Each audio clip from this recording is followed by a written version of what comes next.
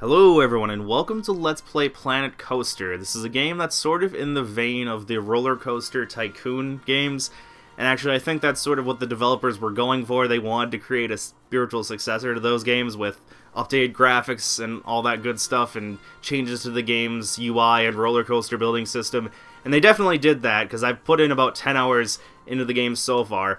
It's actually kind of funny because about a day before this game was officially released, this game I think has been alpha for quite a while, but a day before this game was officially released, the owners of the Roller Coaster Tycoon series, Atari I believe, they actually released a game, Roller Coaster Tycoon World, and it's basically, it seems like they almost try to rip off Planet Coaster, but it's really unpolished, and I don't think it has quite as much content either.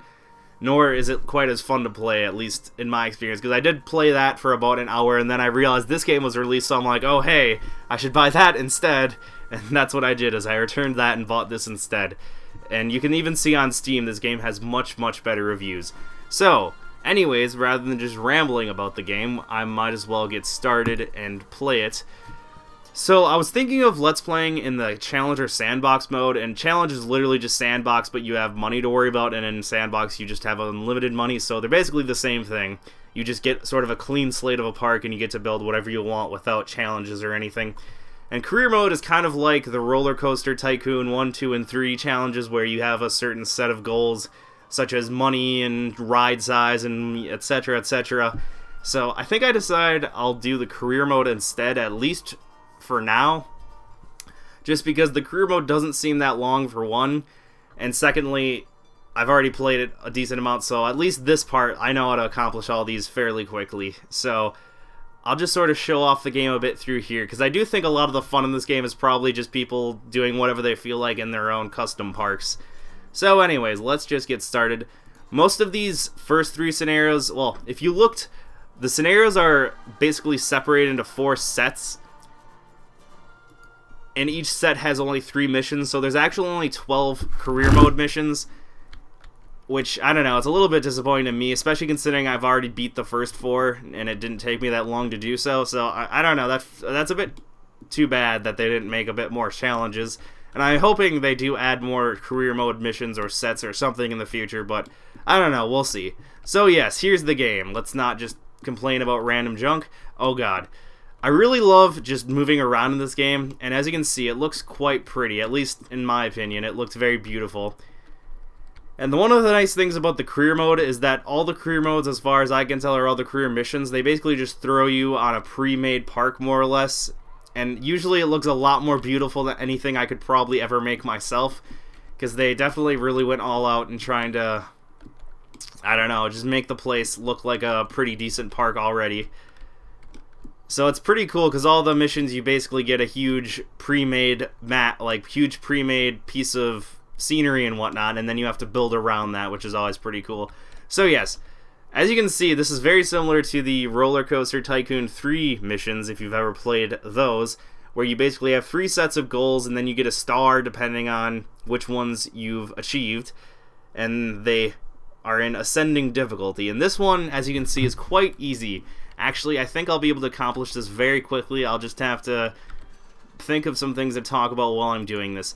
So, one thing that's funny is, as I'm sure a lot of you notice, it's funny how a lot of roller coaster, like the Roller Coaster Tycoon games, or even Tycoon games in general, they seem to always, the first couple missions, prevent you from actually doing the main part of the game. Because obviously, I think the main part of the game is designing and building roller coasters. I mean, sure, the main point of the game is designing a theme park, but it's got coaster in the damn name. But we can't even build a coaster in the first level, and I actually don't think we can build a coaster in the second level either, which is kind of funny. So yeah, let's just make some random flat ground rides to start out with. Yeah, I won't make, well, let's make the queue line a little longer. I really like the path making, because the path making, you can set it to an angle snap, so it's kind of like the original Roller Coaster Tycoon games, but you can also do a sort of freeform mode, and then depending on the length you choose, it's sort of like a unit length that's in the Roller Coaster Tycoon games, and I really like it. It's very, I don't know, it's very intuitive, and it just feels good. Alright, so yes, here's our first ride built. And I think this it's pretty complex because it took me quite a while to figure out like where everything was located, and I mean I guess that's pretty normal for a lot of simulation games. Yeah, and there's all these ride statistics too. And basically, as far as I can tell, blue means good and red means bad. And there's a little rating called Q Scene Rating. And basically it depends on what scenery you build around it. So if we just build, I don't know, something random, like a crane, sure, why not? If we build that, it'll increase that just a little bit though. It seems like you need to make really massive pieces of scenery to actually get this to go up high enough that it's not in the red, which is a little annoying. Yeah, like with this ride, it's not even maxed out, and they've got this whole piece of scenery around the ride and everything, and it still isn't maxed out, which is kind of funny. So yes, this ride's open. Let's increase the price a little bit. That's all. I think in the earlier Roller Coaster Tycoon games, there was sort of a general rule of thumb that depending on the excitement rating, that's how much you should charge for the ride. At least that's the rule I remember following. I actually played Roller Coaster Tycoon 2 a lot more than any of the other games. I really didn't play 3 that much, but 2, as a child, I played the hell out of that. But I don't think that general rule really applies in this game, so I always just add like 50 cents more to whatever the generic starting price is. Because all the rides actually do give you a ticket price that I think is considered reasonable for that ride, so you can just add and make it a little bit less reasonable, or make it, I guess, a little bit more of a good deal. But yeah, I just love going down to the ground and just seeing all the cool stuff, because the graphics do look really pretty, and it's cool just seeing all the pieces of scenery that are already pre-made. Like there's this thing, whatever the hell, a pirate band apparently. A lot of the scenery I think isn't really useful. Like I don't know.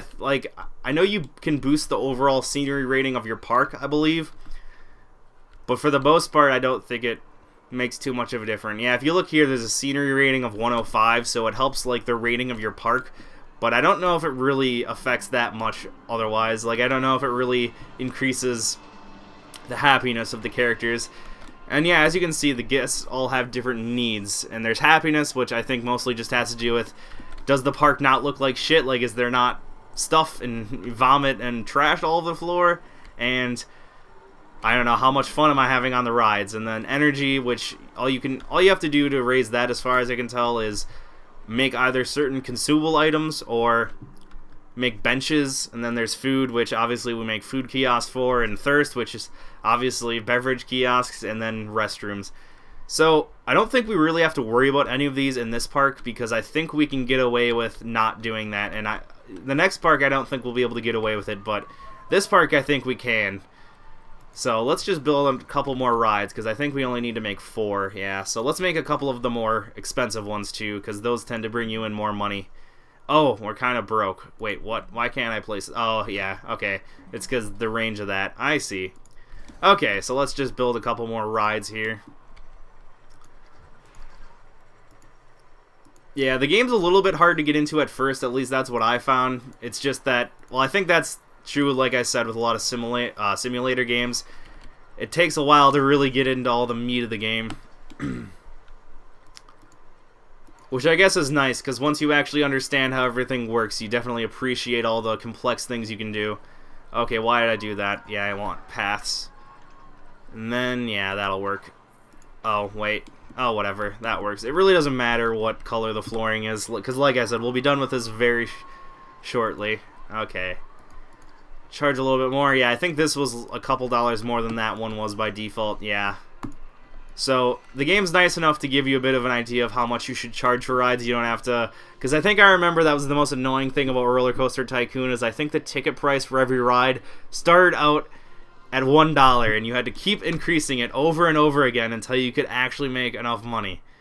Or until it was actually the amount of money you should charge for that ride.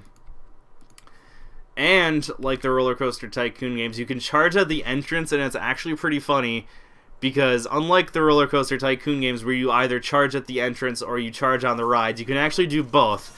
So you can basically make a shit ton of money off of everyone. But it doesn't feel unbalanced, really. I've noticed for the most part the game feels quite well balanced. So what else should we make? Yeah, that one's already pre-built. We've made that one. I guess we'll make a stupid little carousel. Yeah, the one thing that kind of disappointed me, though, with this is it doesn't feel like there's that many themed rides. Like, you'll notice later on when we try getting, like, fantasy-themed rides, they're not really, like...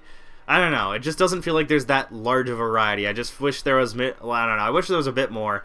Admittedly, though, when it comes to the career modes, you don't have enough time to actually go into the research menu and research all the different rides you have available, so I probably have only seen a fraction of all the different rides you can build. But, I don't know, it's kind of annoying when it starts you off with so few, because it really doesn't give you a good idea of what the game really has to offer. Alright, yeah, I don't think I need that long of a queue ride for a stupid little carousel. I doubt that many people really enjoy riding this. Yeah, see, this doesn't even make us very much money anyways. So there's that. I guess I could actually make a couple shops just to show that off a little. So as you can see, these are all the same type of shop. Like, it's all a burger joint, but they're all made with pre-made themes. And you can do a custom thing and then make your own specialized scenery, but I tend to just do the blueprints because I don't want to spend like 30 minutes just to make a decent looking kiosk. Okay, and we've already got the second star, actually. Yeah, I'm basically just talking, and we're kind of just accomplishing our goals naturally. So, I can make a toilet, actually. That doesn't make me any money, though. I'm just going to make a bunch of stuff to make me money. Because that's, I think, our next main goal is to make $1,500, or 15 grand, I should say. So yeah, let's just make a pirate-themed one. It really doesn't matter, because we'll be done with this pretty soon, but... There we go. There's a pirate-themed thing. And yeah, I'm not really going to go into the specifics. There's a lot of customizable stuff. It's basically all the stuff you would have seen in Roller Coaster Tycoon 3. Like, you can even add the toppings, which I think that's a little bit excessive, but I guess it's complex. And I think during the tutorial it said the point of the toppings is it can give your customers a little bit more happiness and a little bit more energy, too, if they eat an item from here. I don't know if it increases the amount they're willing to spend. That would make sense, but I don't know if that's actually the case. So yes, let's add a drink stand too, just to make a little bit of money off of that. And there's also these sort of generically themed ones that just have the theming of the restaurant itself, so this can kind of go in any type of theme park you want. So yes, now basically all we have to do is accumulate 15,000 and get 1,100 guests. And I guess I will make a restroom because I'm sure all my people will start complaining about not having one.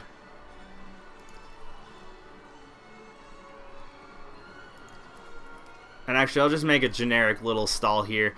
And as you can see, the ones that aren't themed don't really look that impressive. And I think that's the point. The point of these is that you can sort of put all the pieces of scenery and kiosks into sort of a little piece of a puzzle, more or less.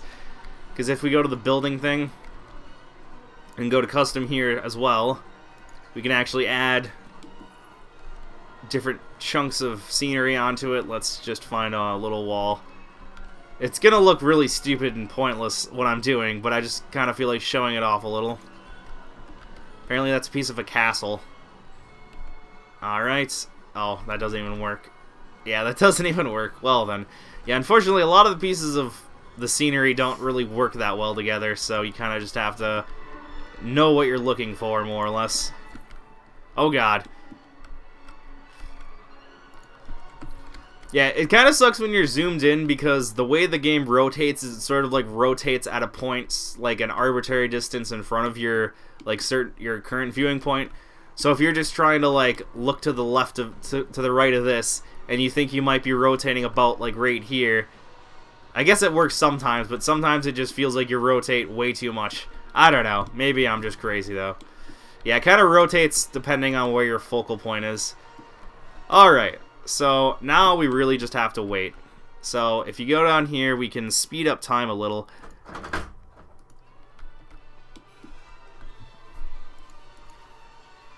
Yeah, basically we're just waiting to make a cool 15 grand, which shouldn't take too long. As you can see, we're making a lot of guests.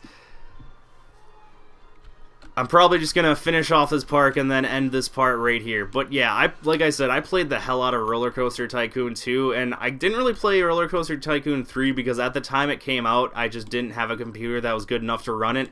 So I never really got into that portion of the game. I did play, like, I've probably played like 10 hours of that game, but I've probably put in like hundreds of hours into Roller Coaster Tycoon 2, just because that was back in the day where I was young and didn't have that many games, so a game like that could just keep me occupied for hours and hours. And that actually, this game does kind of recreate that feeling, because the first time I played this game, I literally just sat for 6 hours and just couldn't keep my hands off of it. And that's always fun, is when you can actually play a game that just sort of doesn't allow you to divert your attention away from it, you know? And I think that's one of the fun things about simulation games, is that that's kind of what a lot of those games allow you to do, is you can oftentimes get so enveloped into just trying to develop your, you know, colony in the case of RimWorld, and in the case of this game, a roller coaster park, that you just don't really realize how much time goes by.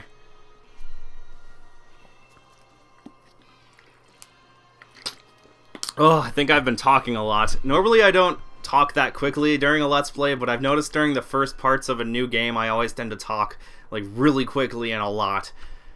So I needed to get a bit of a drink of water there, because holy crap.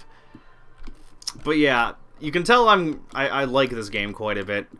I mean, it's a little rough around the edges, you know, there's little things I can complain about, and oh my god, there's so many people. Yeah, the game does run quite well. Like, despite all this going on, it's running at like, I don't know, I noticed the game tends to fluctuate between like 40 and 60 FPS, but yeah, it's running pretty well, all things considered. I mean, considering all the shit that's going on the screen and how well everything looks, because when you zoom in a lot, like, usually the textures look pretty good, you know? In a lot of games like this, if you zoom in a lot, the textures look really terrible, but in this game, it looks pretty damn good. And it's fun seeing all these things roam around like ants. I don't know. That's just what it looks like, especially when you're up above. It looks like a bunch of friggin' ants running around. Especially at top speed. Alright, almost there. Actually, we are there. Oh, we just need 1,100 more. Oh, apparently people are leaving. Uh-oh. What are people's problem?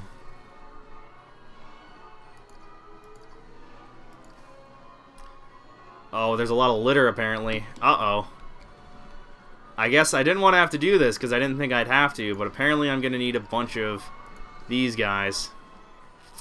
Actually, the main problem is this map didn't come with any garbage cans, so everyone's just throwing their trash anywhere they feel like, which is very annoying.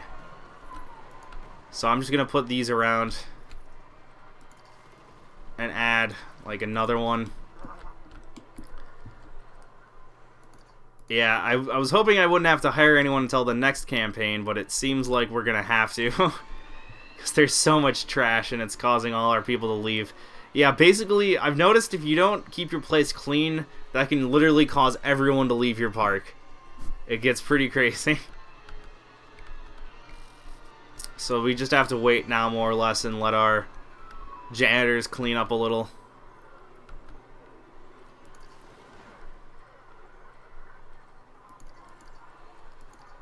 Yeah, let's go to the overview. Yeah, it's going down a little, but it's going to take a while, I do think. Oh, and apparently people are also pissed that these two buildings are full. So actually, I might have to go ahead and build another just because so many people are trying to eat there. Man. Uh-oh. Uh-oh, why are you fixed in place? You should not be fixed in place. Okay. I'm just going to build a couple of these just to try to divert some attention away from those. Okay, the other thing you can do is you can actually train your staff. And I didn't want to have to do that, but I think I might have to. Yeah, let's go to the park management menu is where we can look at that a little easier. Staff, and then we have to go all the way down here. Yeah, you can see this menu is a little confusing at first, but it doesn't take too long to get used to it. Yeah, now let's upgrade them all. And when you upgrade your staff, as it says, it increases productivity and their happiness, but it also makes them want more money. So basically it gives them a short-term burst of happiness, but then unless you increase their wages, they start getting really angry with you. So In the long run, it costs you more, but I think the increase in productivity, it really does make a difference. Like, you can notice a very significant visual difference between how fast they serve the customers after you've upgraded them. And oh my god, it's so packed. I haven't seen, it doesn't seem like they complain, like the people, it doesn't seem like they ever complain if it's busy. So that's good. Wow. They're so pissed that it's busy. It seems all anyone wants to do here is drink. Like, a lot of the queue lines aren't even full. Apparently people just want to pay for overpriced drinks for some reason. Yeah, we're actually losing people. Oh, this is annoying. Yeah, let's slow down time. Yeah, everyone's getting really pissed that they can't eat a shit ton of fluids. Okay.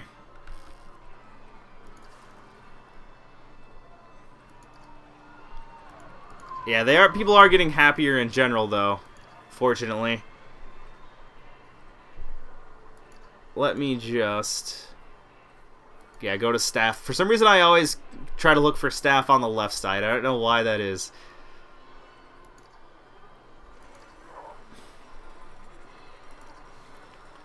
Yeah, I'll upgrade these guys, too. Maybe they can keep the place a little cleaner.